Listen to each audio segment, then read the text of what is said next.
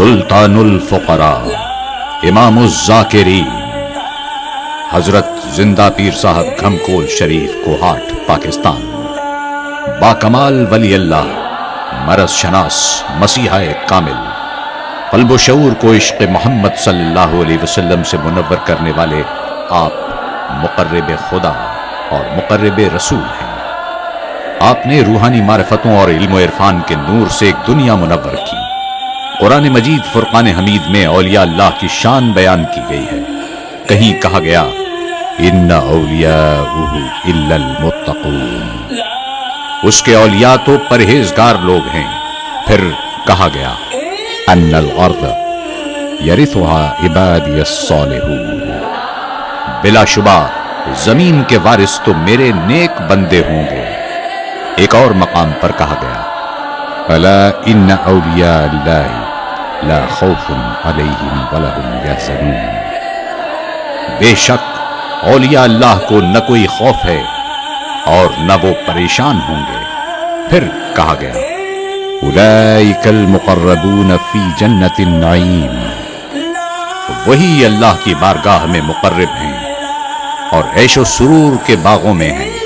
ایک اور مقام پر کہا گیا ان الارض للہ یورثها من یشاء من عباده والعاقبۃ للمتقین، بلا شبہ زمین اللہ کی ہے، وارث بناتا ہے اس کا جس کو چاہتا ہے اپنے اولیاء میں سے۔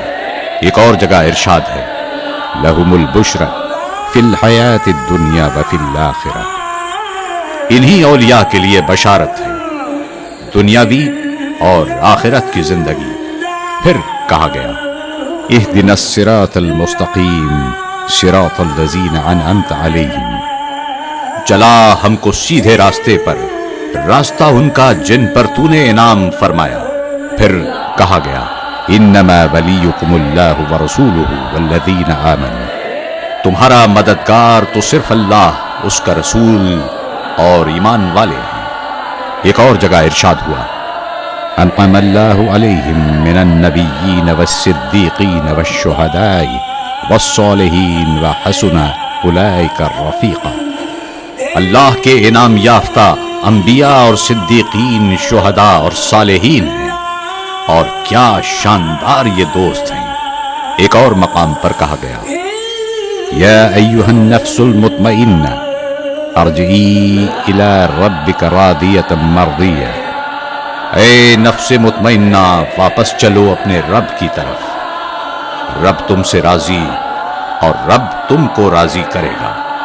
اللہ جل شانہ تعالیٰ کے دوستوں کے تذکرے کے وقت اللہ کی رحمتوں کا نزول ہوتا ہے، اور اس طرح ہم سب پر رحمتوں کا نزول شروع ہے۔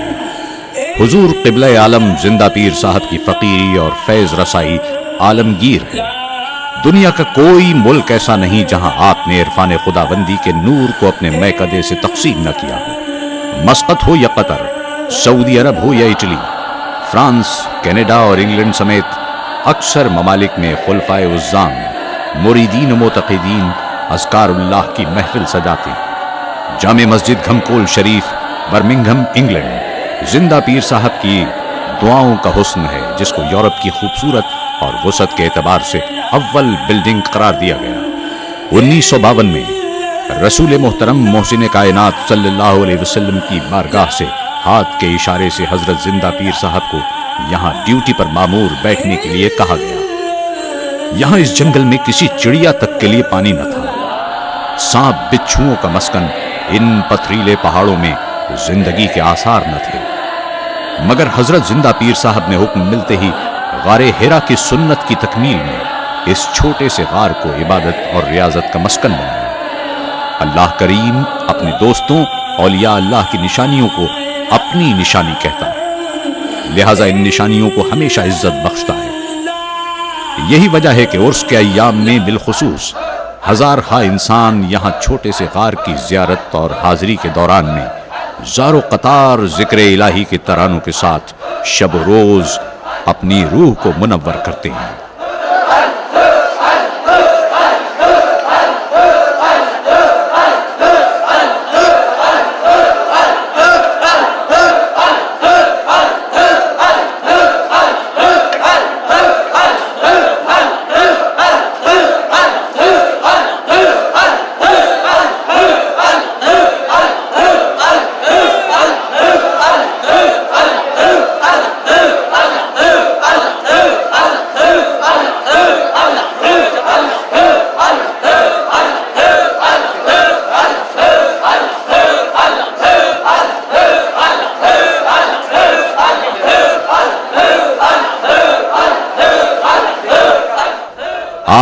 غار میں عبادات اور ریاضات میں مشغول رہتے۔ کچھ عرصے بعد بارگاہ رب العالمین سے رشد و ہدایت، شریعت و طریقت اور روحانی و جسمانی بے قراریوں کے لیے شفا تقسیم کرنے کے حکم پر آپ نے آنے والے لوگوں کے لیے سخاوت کا دروازہ شب و روز کھول دیا۔ یہ اللہ کے ولی ایسے ہیں کہ اللہ کا گھر مسجد سب سے پہلے بناتے ہیں اور اس کو انتہائی خوبصورت آیات کی خطاطی اور دل موہ لینے والی کاشی گری سے مزین کرتے ہیں۔ آپ نے مسجد خود بڑی دلچسپی سے بنوائی، جس میں صفوں میں تقریباً 2000 لوگ کھڑے ہو کر نماز پڑھتے ہیں۔ اس ہال کی منفرد بات یہ ہے کہ بغیر پلر کے اپنا نمونہ آپ پیش کرتا ہے۔ مسجد کے ہال کو انتہائی خوبصورت خطاطی اور مختلف رسم الخط اور اعلیٰ درجے کے فانوسوں سے زینت کیا گیا ہے۔ نمازوں کے علاوہ اذکار اللہ کی محفلیں روزانہ جاری رہتی ہیں۔ باہر صحن میں خوبصورت پتھر اور خوبصورت پالکیاں اسلامی فن تعمیر کے قدیم نمونوں کو آشکار کرتی ہیں۔ باہر والے صحن میں بھی موسم کے مطابق ہزار خواہ لوگ نماز پڑھتے ہیں۔ صحن سے باہر آغاز مسجد میں دونوں اطراف 2 خوبصورت فوارے اور تالاب ایک عجیب حسن و جمال کا منظر پیش کرتے ہیں اور رش کے دنوں میں اجتماعی وضو کے لیے بھی استعمال کیے جاتے ہیں۔ حضرت زندہ پیر صاحب کے یہاں تشریف لانے سے پہلے چڑیا کے لیے بھی پانی نہیں تھا، مگر حضرت زندہ پیر صاحب کی دعا سے اللہ کریم نے پانی کا رخ ان پہاڑوں کی طرف کر دیا۔ اب لوگ دور دراز سے آ کر یہاں سے پانی لے جاتے ہیں اور اس کو باعث شفا سمجھتے ہیں۔ اللہ تبارک و تعالیٰ اپنی محبوب ہستیوں کی نشانی کو عزت بخشتا ہے اور راضی کرنے کے وعدے کے مطابق ان کی نشانیوں کو خوبصورت انداز میں قائم کرتا ہے۔ آپ کے صاحبزادے بادشاہ ولایت پیر سید منور بادشاہ صاحب کے صاحبزادے سلطان سخاوت زینت دربار عالیہ گھمکول شریف پیر سید حبیب اللہ شاہ صاحب کی نگاہ معرفت کے حسن و جمال نے حسین ترین اور منفرد روضہ تعمیر کروایا، جس کے چاروں دروازوں پر اولیاء اللہ کی شان میں آیات قرآنی سنگ مرمر پر امبوز کی گئی ہیں۔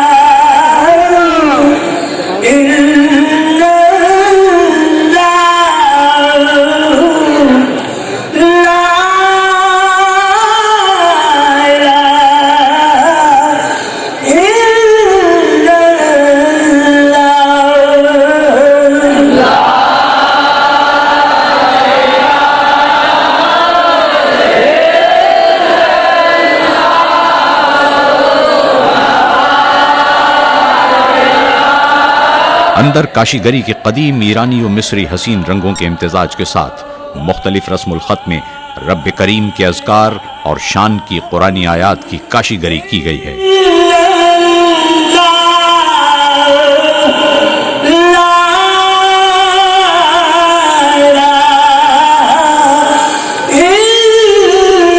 دوسری جانب نبی محترم صلی اللہ علیہ وسلم کی شان میں آیات قرآنی مختلف رسم الخط میں مزین ہیں۔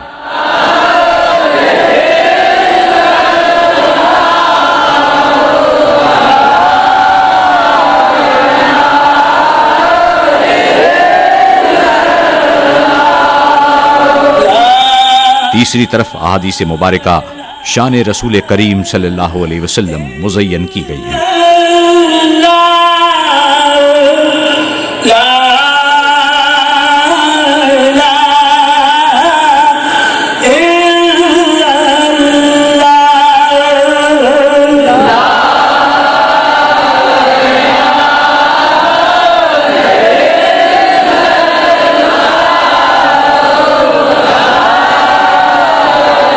چوتھی طرف اولیاء اللہ کی شان میں کلام حسن و جمال کا منظر پیش کر رہا ہے۔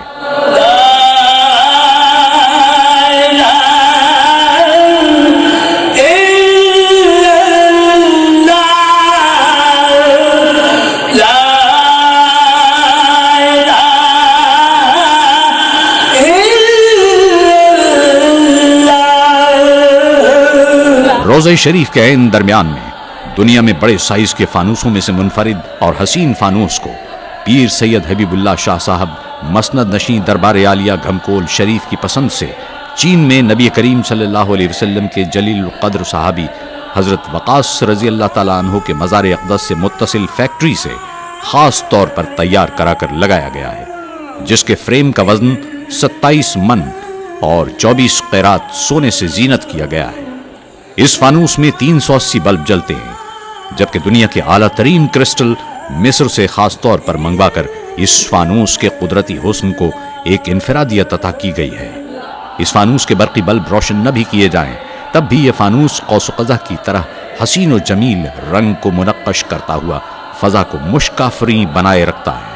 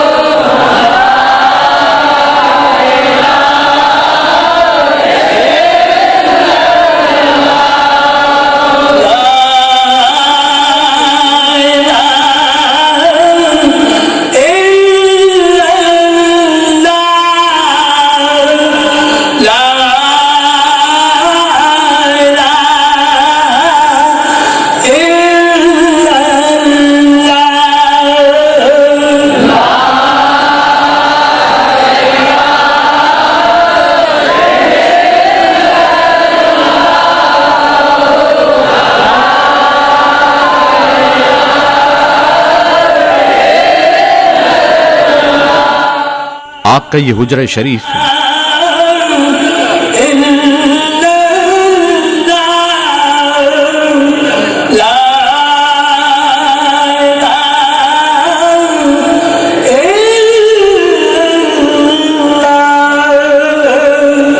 جس میں کوفی رسم الخط میں لکھے گئے شجرہ شریف میں نبی کریم صلی اللہ علیہ وسلم سے لے کر اب تک سلسلہ طریقت کی ہستیوں سے درجہ بدرجہ ہوتے ہوئے آپ تک یہ سلسلہ پہنچا۔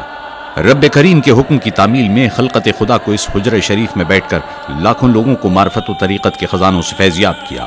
روحانی جسمانی بیماریوں اور مسائل کے حل کے لیے زائرین کے گھمکول شریف پہنچنے سے پہلے ہی اللہ کریم کے حضور دعا کر دینا روزانہ آپ کی سخاوت کا معمول تھا۔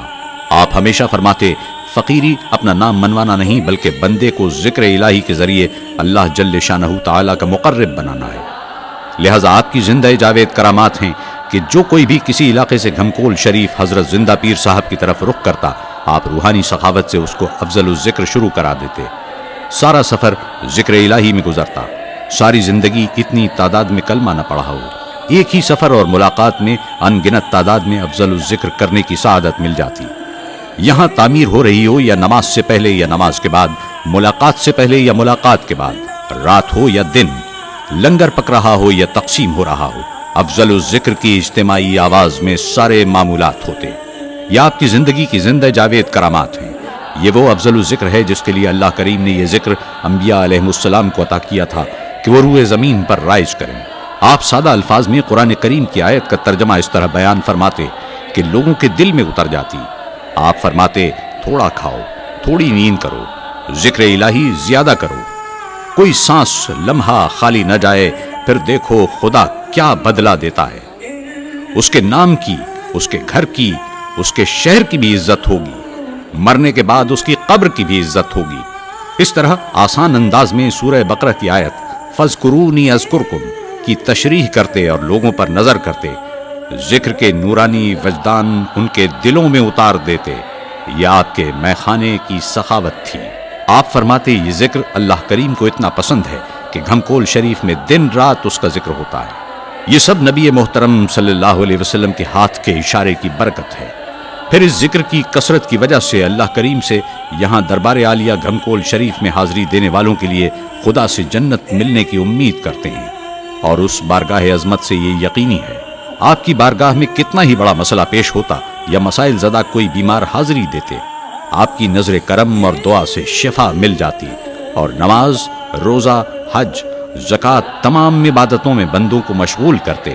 آپ نے اجتماعی طریقہ عبادات و ریاضات اور اذکار اللہ کی تمام صنف کو عملی طور پر رائج کیا۔ آپ اپنی کرامات کو چھپاتے مگر یہ رونما ہو جاتی، لوگ بڑے سے بڑے مسائل کے حل کے لیے تشریف لاتے۔